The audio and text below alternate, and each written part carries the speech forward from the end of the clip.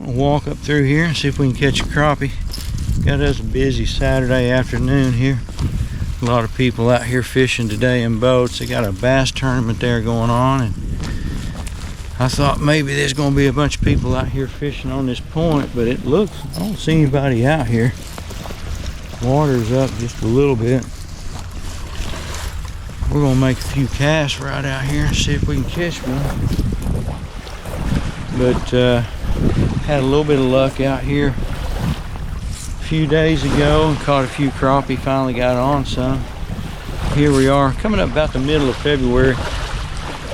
Mid-afternoon on a Saturday. Ain't nobody out here today. We're gonna have it all to ourselves. Having the boat tournament out there today. Got some seagulls out there. Birds are feeding, so it looks like there's some activity.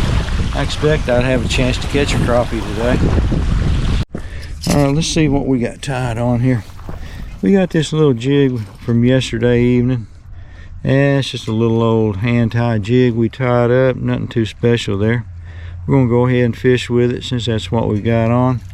I got my deep pole going here, going to be about 8 feet or so below that float, below that bobber right there.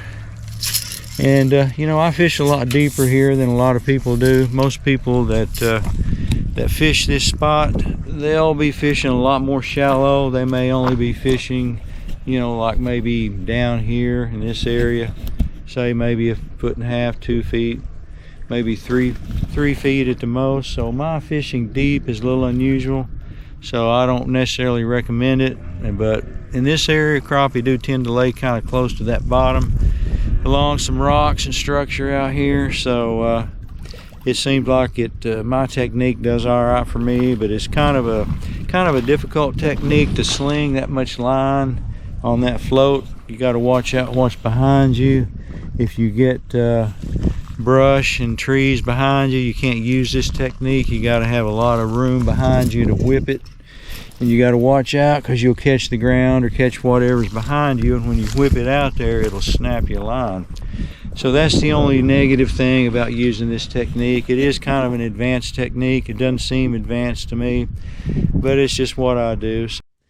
All right, well, we got one. We moved back down into the shallow water. We shallowed up. We got a lot of activity out here. I guess this is what most of the activity is, these little yellow bass. But we weren't getting any bites back up on the bank there. So we moved down here, shallowed up a couple of feet. Now we got this little yellow bass right here. So let's keep our fingers crossed. Maybe could be a crappie out there mixed in with them. Let's get this little dinky guy turned loose here.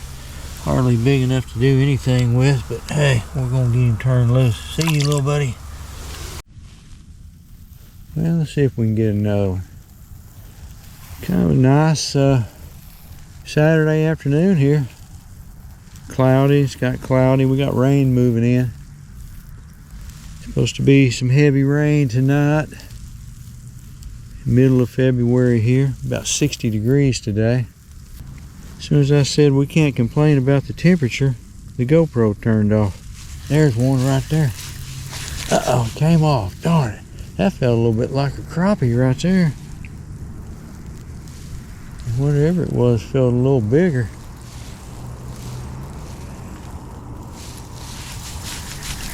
Back out there, they're not that far out, just a bunch of them little yeller bass, I guess.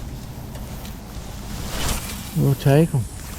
Got them all kind of bunched up around the bank here. You can see all kinds of activity out here. There's got to be a few crappie. As a matter of fact, I've seen some bigger fish come up and hit the top of the water that to me look like a crappie. See, when a crappie hits the top of the water, they kind of come up and slurp at the top of the water. The big ones, they kind of have a distinctive look when they come up and hit the water, and I've seen a couple of those out here. So that's why I shallowed up. I thought, well, maybe they're predominantly feeding up. There was a bite right there, probably a little yellow bass. Maybe they're mostly feeding up, and I was a little too deep for them, so we shallowed up. Getting a bite right there is one. Let's Gonna be probably another, came off on me right there. I don't know what that was. That was a little yellow bass or what? Probably a little yellow bass since he came loose. Throw out, but not quite as far, because there seems to be a little school of them right here, fairly close to the bank.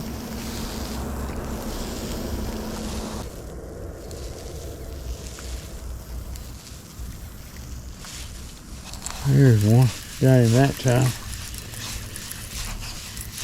Another little one. He feels a little bigger though.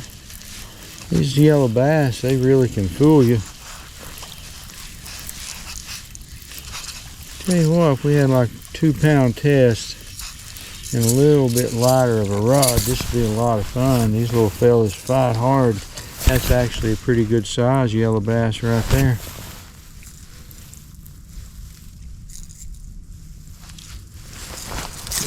Deep, thick stripes on him. Got them big stripes on his back.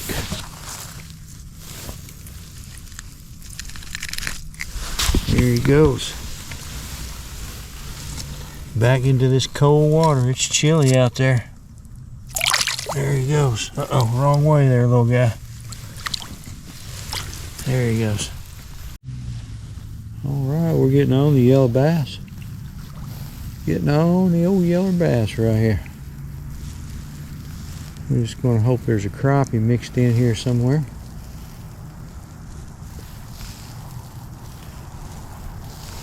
I'd say there's a good chance there'll be some crappie back in here feeding in with these yellow bass, but there's just so many of them. Right there was a hit. Here we got one. Boy, he smacked it hard. A little bigger of a fish right there.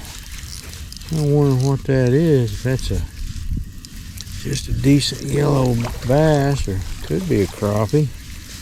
Yeah, it's just a yellow bass, I'm sure.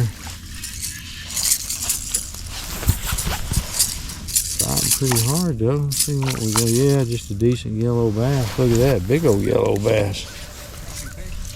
Beg your pardon? Crappie? No, it's a big yellow bass. Are you trying to catch a crappie? Yeah, I am trying to catch a crappie, yeah. You want this one? No, I'm just here for fun for a little bit. I'm trying to catch some bass. Oh, largemouth? Oh, okay. Kind of just wasting a little time for a couple hours. Yeah. Well, there might be some out there. I haven't seen any big explosions or anything, but I think it's mostly just these yellow bass, you know. But sometimes the yellow bass will mix in with a crappie, and I've caught a few crappie up there in the deeper water, but I saw what I think were crappie coming up hitting the top of the water, so I shallowed up with my little jig, and I've just been sitting here catching about 4 or 5 of these so far. There he goes. Yeah, something to catch. Hey, on a February day, to be sitting inside, you know what? Sure does. That's the reason I come out here. I sit around the house and I thought, man, I'm gonna get out there. There's another one. You better put your little. You want to put this on the end of your hook so you can say you caught something? I'm just kidding. I'm just aggravated. I got a expanding outfit in my truck, and I started over at the truck. You know. Yeah. Thought, well, I'll leave that spinning rod in the truck coming in. I was getting ready to leave. And I thought, well, I'll just walk back here where I see this activity, and yeah, usually when you see more, they're cheap enough to where they're easy to make. So if one of them busts or whatever, but these have lasted a long time. That one's got a little water in it. When they get more water in them, boy, you can fling them out there. But they'll get to a point to where eventually they'll start sinking on you, you know, and then you'll have to put another one on.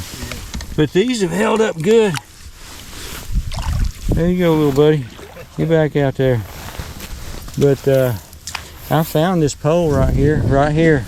This Energy Series, it's a bass fishing pole. It's called an Impulse. Somebody out here lost it apparently, but rod and the reel? No, just the rod.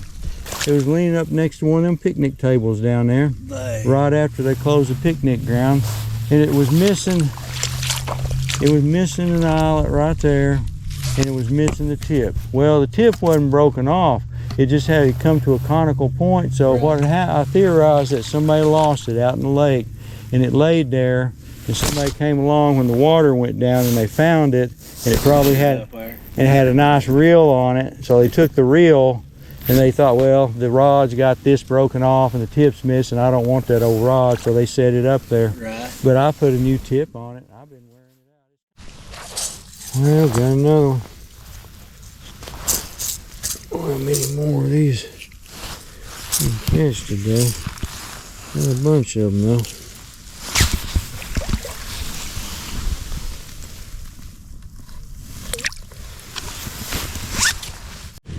Another one right there. Still kind of stacked up out there. Feels like a pretty good one here.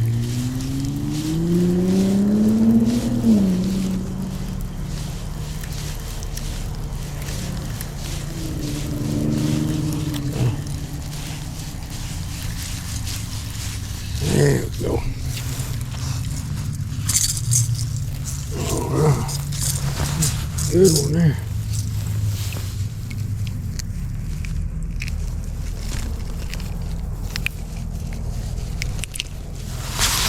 There he goes.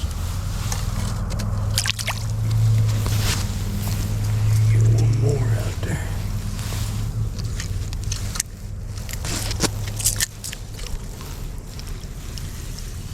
There we go. Uh-oh.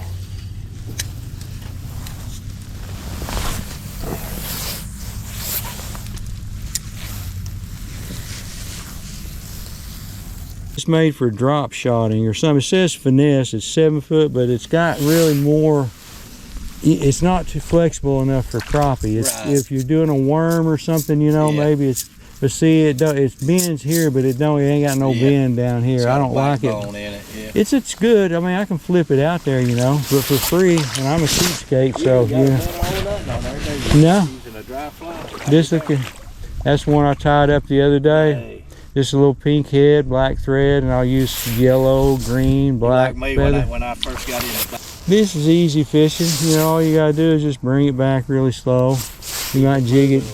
A lot of people around here, they'll start doing this stuff right here to get the crappie to come up.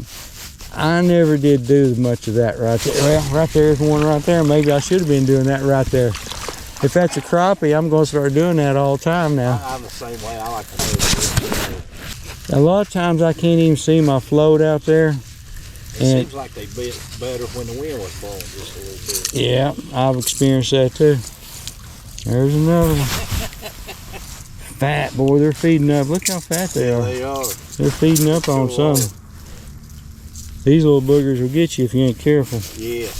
They like to fin you. I see all the fish are in that channel there, you know, where it's supposed to weather and everything. Oh yeah. Yeah, they're bunched up out there. I think there was a shad kill maybe, and it might have got them back in here feeding, you know. There's some decent ones out there. Yeah, they are. I caught a big one right up there a couple of years ago. One of them. I don't know if they're any count or not. They're about like a white bass. Really? Pretty similar, yeah. I've eaten them before. But that's a pretty good size for around here. But the one I caught a few years ago, he was about a 2-pounder. He was big. You hardly ever catch them that big. But these are really pound for pound. These are about as hard a fighting fish as you can get. To me, they fight harder than a white bass. You know, white bass will run hard, but you'll catch one of these, and when you're crappie fishing, I mean, you'll swear you got the biggest crappie in the world on, because he'll take that deep dive run, you know what I'm saying? And then you'll get him in. It's like, wow, that was a lot of fight for a little fish. I go every now and then. There's a place called Top of the World out in America. Yeah, It's up in the mountains. yeah, I've heard of that. Yeah. And there's one right there. Another yellow bass. I think it. No, I don't know. Look at that right there. See, he's digging down right there. right there. And that rod ain't got much bend in it. See how I'm talking about that pole? It just doesn't bend much. This might be a crappie here. I think that might be a crappie. I can't rub here a little bit. Yeah, exactly. I don't know though. See what we got here. Yeah, another yellow bass. That's just, it's just a little bit bigger. Just a bigger one. Oh, That's yeah. that's pretty heavy right there. Yeah. That's not bad. If I was eating them, Squirrel right there. look at, what's, oh yeah, look how fat that belly is on that thing. I mean, that's, them boys is chowing down out there. Yeah, Look at that. Oh, about got me right there. yeah, my son hates taking bluegill or white or yellow bass. He'll take a bass off his head, but he wants a bluegill.